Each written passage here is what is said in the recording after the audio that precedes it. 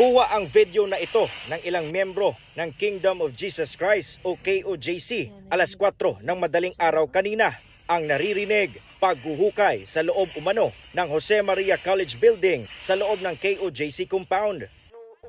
Nauna nang sinabi ng PNP na may na-detect ang kanilang ground penetrating radar na mga tibok ng puso mula sa isang underground bunker sa loob ng compound. Sinubukang kumpirmahin ng GMA Integrated News sa PNP kung naghuhukay nga sila sa loob ng gusali pero tumanggi silang magbigay ng detalye sa ginagawa sa loob ng compound.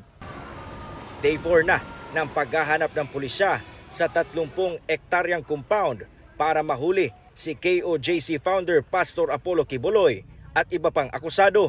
Ayon sa PNP, nahihirapan sila sa paghahanap kay Quiboloy kaya natagalan ang operasyon. Pero kumbinsido silang nasa loob lang siya ng compound. Hindi lang po natin makita yung tamang entrance ng tao nila. So mahirap po talaga. Pinaghandaan talaga kami. Dumulog sa Davao Regional Trial Court ang KOJC para humiling ng temporary restraining order at injunction laban sa ginagawa ng PNP.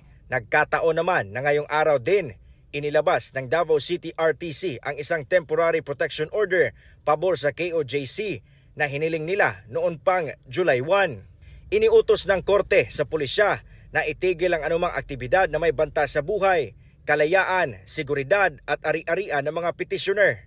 Inutusan din ng korte ang PRO 11 na tanggalin ang lahat ng barikada na pumipigil sa access, papasok at palabas ng compound.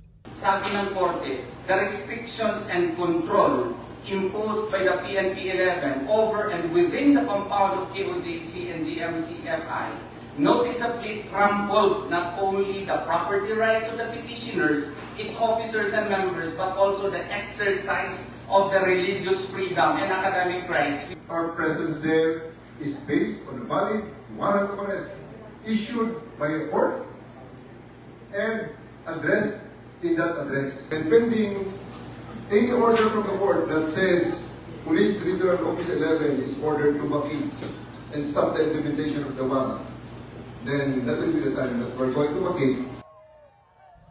Ang paglabas ng TPO, ikinatuwa ng mga miyembro ng KOJC. Base kasi sa interpretasyon ng kanilang mga abogado, pinaaalis na ng korte ang mga pulis sa loob at labas ng KOJC compound. Pero sabi ng DILG at PNP, hindi ko alam kung ano yung sineselebrate nila, but one thing is certain na hindi pinipigilan ang mismong pag-serve ng warrant. Napakaklaro po nun. Wala pong dapat muna pong ipagdiwang sa ngayon dahil po malinaw naman po ang nakasaad po doon sa protection order. Ayon sa PNP, ang tatanggalin lang nila ay ang mga barikada alinsunod sa utos ng korte. Pero mananatili pa rin nakadeploy ang mga pulis sa KOJC compound para isilbi ang warrant of arrest laban kay Quiboloy at mga kapwa akusado. Ganun pa man, hihingi raw ang DILG at PNP ng paglilinaw sa korte kaugnay ng inilabas na kautusan. Hindi po tayo titigil sa pagpapa-implement po nitong warrant of arrest at hopefully malapit na po tayo doon sa mga ina-achieve po nating goal po. Paalala ng Commission on Human Rights sa PNP, i-exercise ang maximum tolerance. Payo nila sa KOJC members, iwasang makasakit sa iba. Itinanggi naman ng KOJC na may marahas na pagkilos ang kanilang mga miyembro laban sa mga pulis. Yung tungkol naman po sa mga members, hindi na ho sila pinapapasok. Yung iba po natutulog na lang sa daan. Tapos hindi po totoo na nagva-violence yung mga members po.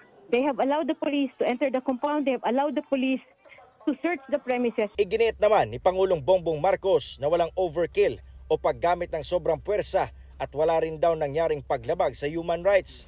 I think what they are talking about is political na yan. Hindi na totoo yan.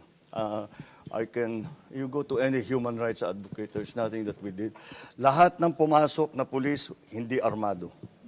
Walang baril, kahit isa. Hindi kami gumamit ng tear gas. Wala kaming ginawang ganun. So ano yung human rights violation?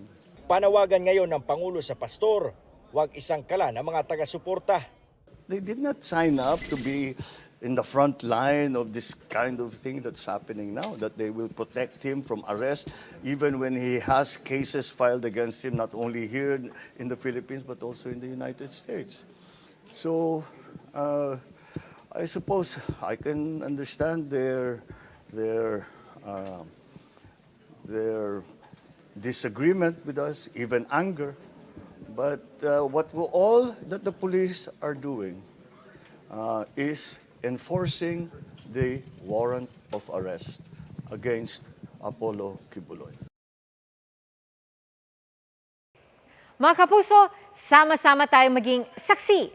Mag-subscribe sa GMA Integrated News sa YouTube at para sa mga kapuso abroad, samahan niyo kami sa GMA Pinoy TV at sa www.gmanews.tv.